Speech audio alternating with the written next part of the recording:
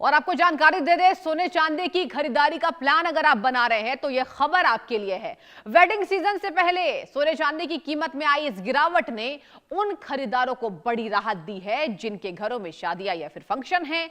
महंगे सोने चांदी के चलते वेडिंग शादियों का खर्च काफी बढ़ रहा है। हालिया कीमत में आई गिरावट से उन्हें थोड़ी राहत मिलेगी। अगर ऑल टाइम हाई से तुलना करें दर्शकों, तो सोना 38,000 रुपए से ज्यादा गोल्ड प्राइस सस्ता हो चुका है, तो चांदी की कीमत 1.75 लाख रुपए तक गिर गई है। बता दें आपको कि बीते दिन आई तेजी और आज फिर गिरावट ने खरीदारों की सोच में डाल दिया है कि क्या सोने चांदी के भाव फिर से अपने पुराने रिकॉर्ड को तोड़ेंगे या मुनाफा वसूली की वजह से फिर से नीचे आएंगे। सोने चांदी के निवेशकों की निगाहें अब पूरी तरह से अमेरिका से आने वाले आंकड़ों पर टिकी है।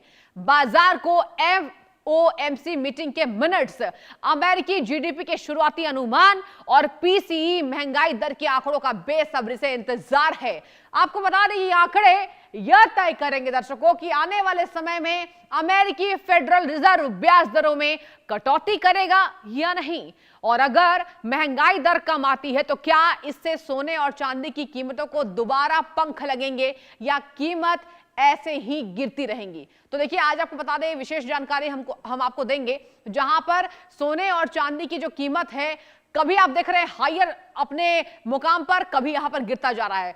सोना चांदी कैसे धड़ाम हुआ आपको ग्राफिक्स के माध्यम से समझाएंगे। सोना 10 ग्राम, बता दें आपको ये दाम आज के हैं 1,41,248 और चांदी 2,32,624।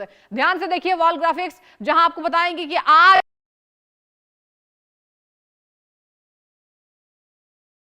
2,32,624 रुपए।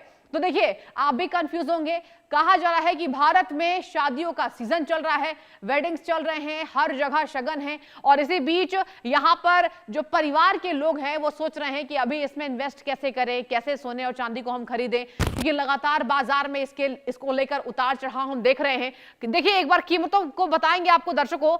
7 दिनों में क्या रहा सोने का भाव। 15 फरवरी को 1,44,750 रुपए, 14 फरवरी को 1,42,940 रुपए, 13 फरवरी को 1,45,340, 12 फरवरी 1,46,460 रुपए और 11 फरवरी 1,45,710 रुपए। ये आपको हम 7 दिनों में जो भाव है वो किस तरीके से नीचे आया है वो आपको बता रहे हैं। अब हम बात करेंगे तारीख की। सोने का जो दाम है वो तारीखों के हिसाब से क्या रहा। 10 फरवरी के वक्त ये था 1,44,910। 9 फरवरी की बात की जाए 1,43,690 रुपए। ये आपको आंकड़े समझा रहे हैं हम, ताकि आपको बेहतर ढंग से ये जानकारी हो कि आखिर 7 दिनों में यानी एक हफ्ते में किस तरीके से दामों में बढ़ोतरी या फिर गिरावट देखी गई है। 7 दिनों में हमने आपको, देखिए पूरा आंकड़ा आपको दर्शा रहे हैं हम। पूरे आंकड़े से आप समझिए कि ये जो दाम है ये किस तरीके से नीचे गिर रहे हैं। 15 फरवरी की बात की जाए दर्शकों, आज का जो दाम है 10 ग्राम का 1,44,750 रुपए, और देखिए 15, 14, 13, 12, 11 यानी कि हम पीछे जा रहे हैं। 7 दिनों के भाव को आपको बता रहे हैं, और एक हफ्ते में, बीते एक हफ्ते में किस तरीके से 10 ग्राम प्रति सोना रहा है। और बता दें आपको 11 फरवरी को ये 1,45,000 था, वहीं 12 फरवरी को 1,46,460 रुपए, 13 फरवरी की बात करें 1,45,340 रुपए और 14 फरवरी को 1,42,940 रुपए। और आज की बात करें, अब आपको बताएंगे कि चांदी की कीमतों में 7 दिनों में किस तरीके से यहां पर उतार चढ़ाव देखने को मिला। देखिए, 15 फरवरी को चांदी 2,75,000, 14 फरवरी को 2,79,900, 13 फरवरी को 2,95,100 और 12 फरवरी को 2,79,900 रुपए। 11 फरवरी की बात करें 2,79,900 रुपए, यानी कि 11 और 12 को देखिए आंकड़े एक है। 11 और 12 की बात करें तो दाम जो है वो एक था, लेकिन देखिए किस तरीके से यहां पर डेट्स बदलती गई। और अगर हम 13 फरवरी से बात करें तो 13 से 15 फरवरी के बीच ये देखिए किस तरीके से इसमें अंतर आप देख पा रहे होंगे हमारी स्क्रीन के माध्यम से। तो देखिए, मकसद यही है कि सोने चांदी को लेकर जिस तरीके से भारत में निवेश की स्थिति बनी हुई है, लोग कंफ्यूज है, और शादी के सीजन में भी परिवार के लोग समझ रहे हैं कि अभी शादी में किस तरीके से हम गिफ्ट दें। देखिए, यहां पर बात की जाए इंडियन वेडिंग्स में तो बहुत ज्यादा डिमांड इसकी होती है। और 7 दिनों में किस तरीके से चांदी फिसला है ये भी हमने आपको आंकड़े के जरिए बताया। अब आपको तमाम तरीके से और भी जानकारी देंगे कि आखिर सर्वे हमारे चैनल के द्वारा यानी इंडिया न्यूज ने सर्वे किया है सोने चांदी को लेकर। बता दें आपको, हमने सवाल पूछा, सोना चांदी उम्मीद से ज्यादा सस्ता हो गया है, क्या अब जनता जमकर खरीदारी करेगी? देखिए इंडिया न्यूज ने क्या सर्वे किया। पहला सवाल, सोना चांदी उम्मीद से ज्यादा सस्ता हो गया है तो क्या अब जनता जमकर खरीदारी करेगी? अब आपको सर्वे के फटाफट आंसर दिए जो गए हैं वो दिखाएंगे। सोना चांदी अभी और सस्ता होगा, लोग इंतजार करेंगे। 41% लोगों ने माना शादी के सीजन में जरूरत की चीजें खरीदी जाएंगी। 51% लोगों ने माना, 1% कह नहीं सकते पर आ गए हैं। तो देखिए सबसे ज्यादा अगर बात की जाए प्रतिशत कहां है, शादी के सीजन में जरूरत की चीजें खरीदी जाएंगी, 51% लोग ये मानते हैं। अब आपको बता दें कि इंडिया न्यूज ने एक और सवाल पूछा है सर्वे के माध्यम से कि क्या सोना चांदी में ये गिरावट कुछ दिनों के लिए है। देखिए, क्या सोना चांदी में ये गिरावट कुछ ही दिनों के लिए है या अब सोना चांदी के बुरे दिन शुरू हो रहे हैं, ये सवाल हमने किया। इसका आंसर सुनिए, किस तरीके से लोगों ने इस पे अपनी प्रतिक्रिया दी, रिएक्शंस क्या आए हैं। दर्शकों आपको बता दें, कुछ दिनों के लिए गिरावट आई है। 30% लोगों ने माना, 67% लोगों ने यह माना कि सोना चांदी के दाम अभी और बढ़ेंगे, यानी 67% लोगों ने माना, कह नहीं सकते 3% लोगों ने केवल। तो देखिए ये आंकड़े आपको बताने इसलिए जरूरी है ताकि आप जान पाएं सोने चांदी के दामों में जो गिरावट देखने को मिला है उस पर बाजारों से आम लोगों का क्या रिएक्शन सामने आ रहा है। और ये सवाल हमने 2 सर्वे के दौरान पूछा, 2 सर्वे हमारे चैनल के द्वारा किया गया कि क्या अभी जो दाम बढ़ रहे हैं इस पर आपका क्या रिएक्शन है।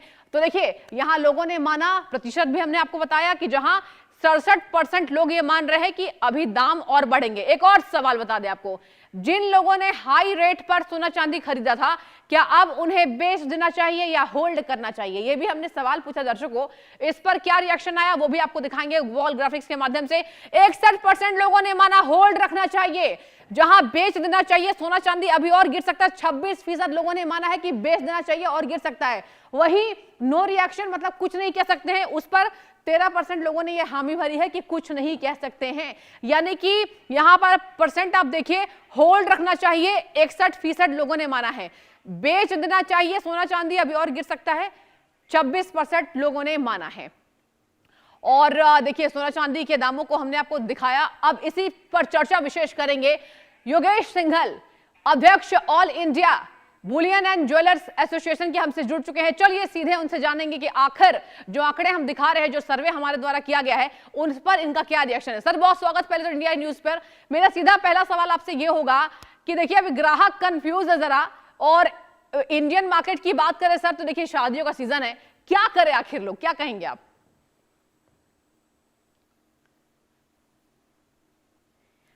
योगेश जी आपकी आवाज मुझ तक नहीं आ पा रही है, कृपया अपनी डिवाइस को अनम्यूट करें। कि भाव ऑल टाइम हाई से काफी नीचे है और स्टेबल भी है। जैसे पहले लगातार रोजाना मतलब ऊपर नीचे धड़ाम धड़ाम चल रहा था, ऊपर तेजी की तरफ चल रहा था। अभी फिलहाल में एक मंदी आई है और उसके बाद में भाव स्टेबल है। तो जिन लोगों ने खरीदारी करनी है या वो चूक गए थे तो वो अब इन भाव में अपनी परचेजिंग कर सकते हैं। तो अगर कोई लॉन्ग टाइम इन्वेस्टर है या जिसको चाहता है कि मैं थोड़ा सा और भाव नीचे मिल सकते हैं तो उसको अभी रुकना चाहिए, क्योंकि अभी एक गिरावट अभी और भी आ सकती है। अभी जो मैं समझता हूँ, जिस प्रकार 4,30,000 चांदी और 1,93,000 सोने का ऑल टाइम हाई गया है, तो इसको अभी ब्रिज करने में टाइम लगेगा। जैसे पहले 2011 में देखिए 75,000 वाली चांदी 32 पे आके रुकी और 40 तक गई 4-5 साल तक। तो हो सकता है कि कुछ वेट करना पड़ जाए। तो अभी फिलहाल में एक ये भाव बहुत अच्छे है और स्टेबल है, तो इन पे खरीदारी करनी चाहिए।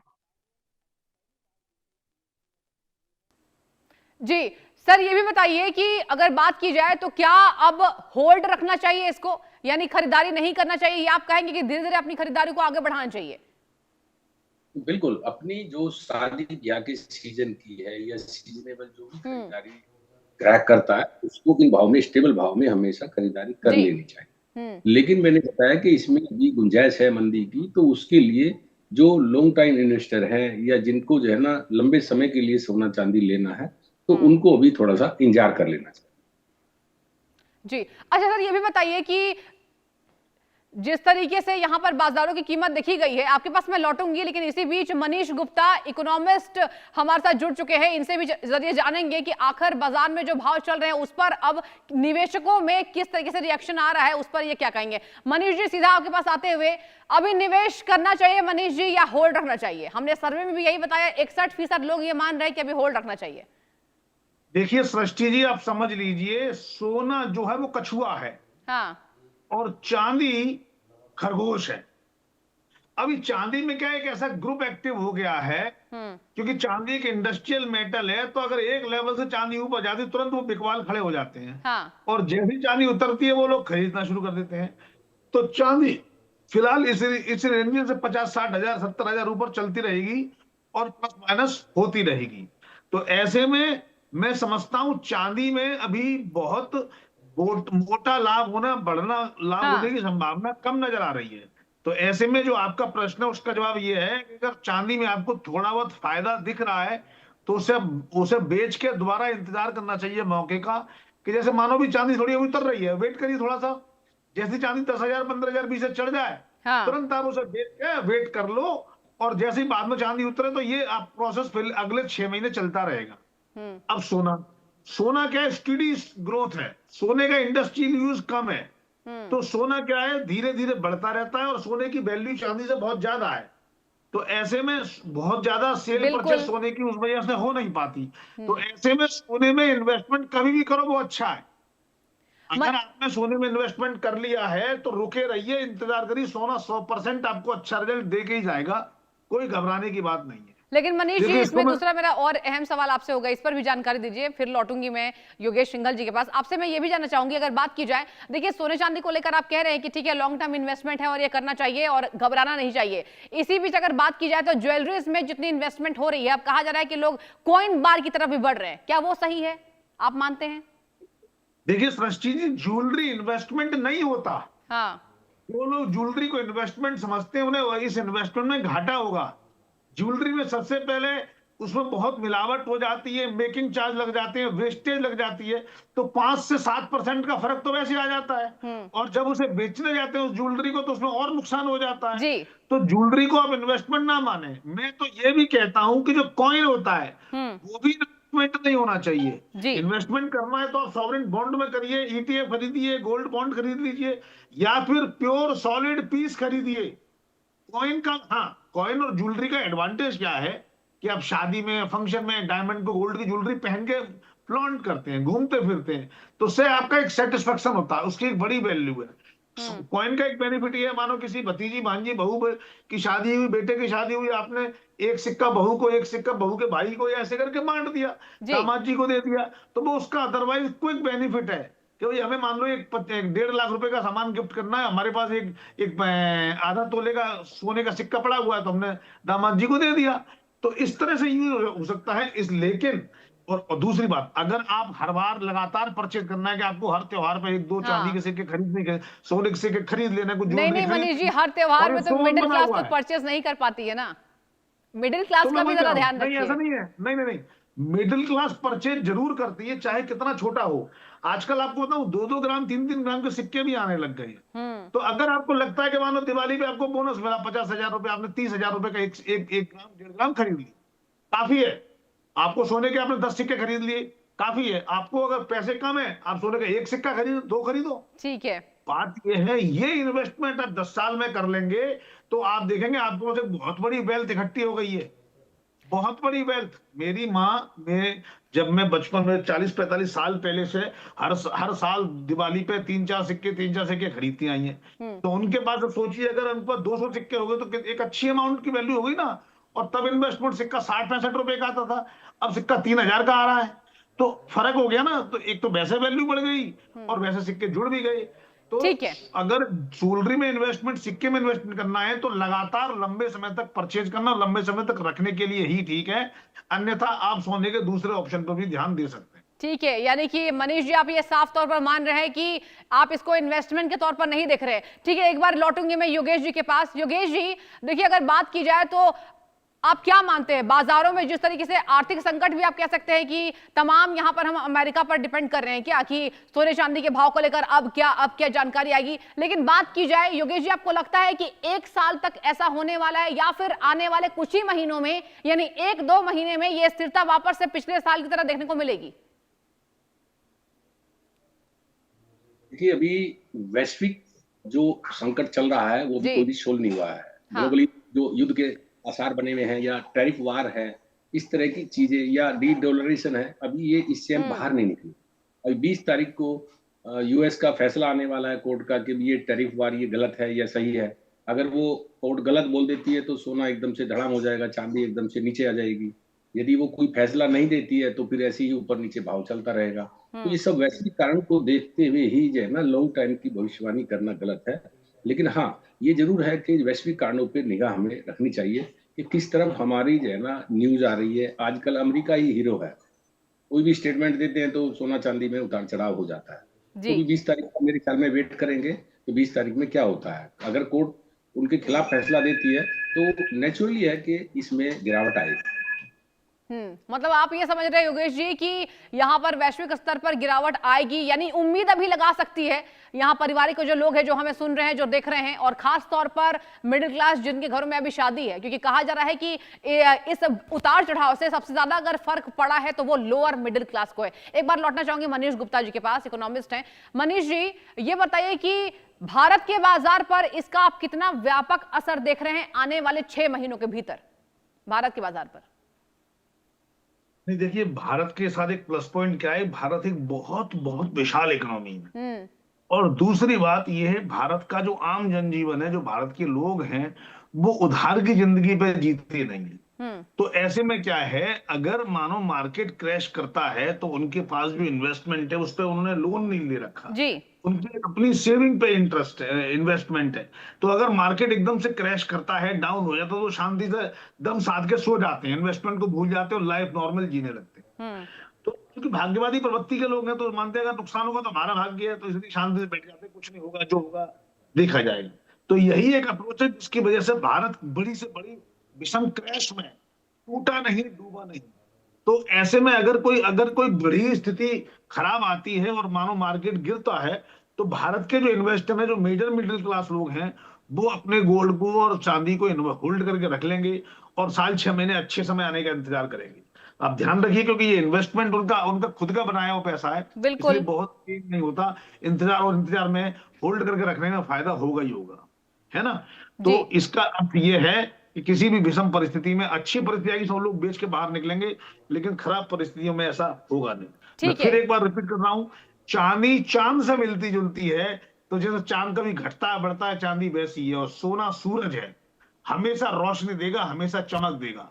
तो मनीष जी, आप इतनी पॉजिटिव तरीके से देख रहे हैं। देखिए, दर्शक जरूर इस जवाब को सुनकर थोड़े मुस्कुराए होंगे, क्योंकि उनकी निगाहें, उनकी टकटकी इसी बात पर है कि भाई अब सोने के दाम क्या हुए और अब चांदी के दाम क्यों घटे।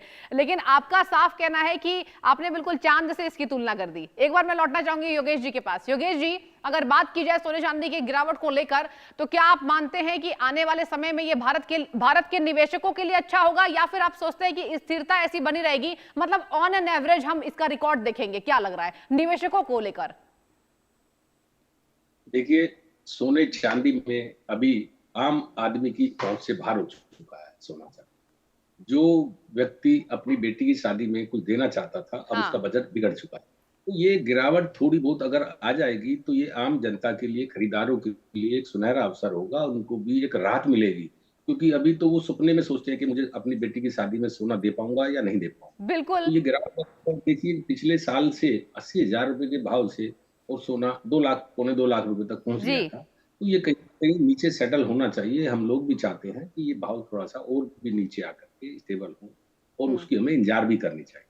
क्योंकि योगेश जी देखिए ना, सराफा बाजार की बात करें तो यहाँ पर एक मायूसी भी देखने को मिल रही है। यहाँ पर तमाम तरीके से यही बात सामने आ रही है कि उतनी भीड़ अब दुकानों पर नहीं हो रही है, और हमने संवाददाताओं से भी बातचीत की थी तो यही कहा जाता कि बाजार अभी फीका है। तो बाजार में फिर से कब यहाँ पर सजावट देखने को मिलेगी सोने चांदी को लेकर, खरीदारी को लेकर? देखिए, अभी धीरे धीरे बाजार में खरीदारी लौट रही है और फीकापन धीरे धीरे खत्म हो रहा है। और जैसे जैसे भाव थोड़ा सा और भी गिरते रहेंगे तो बाजार में नॉर्मल जिस आदमी ने 2 लाख रुपए का सोने का भाव देखा है, यदि उसको 1.5 लाख में या 1.25 लाख रुपए में मिलता है तो वो तुरंत दौड़ के जाएगा बाजार में कि भाई कहीं कल को तेजी दोबारा से फिर से ये 2 लाख वाला सोना 2.5 लाख ना हो जाए। तो बाजारों में अब खरीदारी धीरे धीरे वापसी आ रही है। जो पहले इन्वेस्टमेंट डिमांड होती थी सोने और चांदी की, बुलियन की, वो धीरे धीरे ज्वेलरी में कन्वर्ट हो रही है। तो ग्राहक को अब समझना पड़ेगा। ठीक है, ठीक है, समय इतनी की ही इजाजत देता है। आप दोनों का बहुत धन्यवाद ये तमाम चर्चा में शामिल होने के लिए।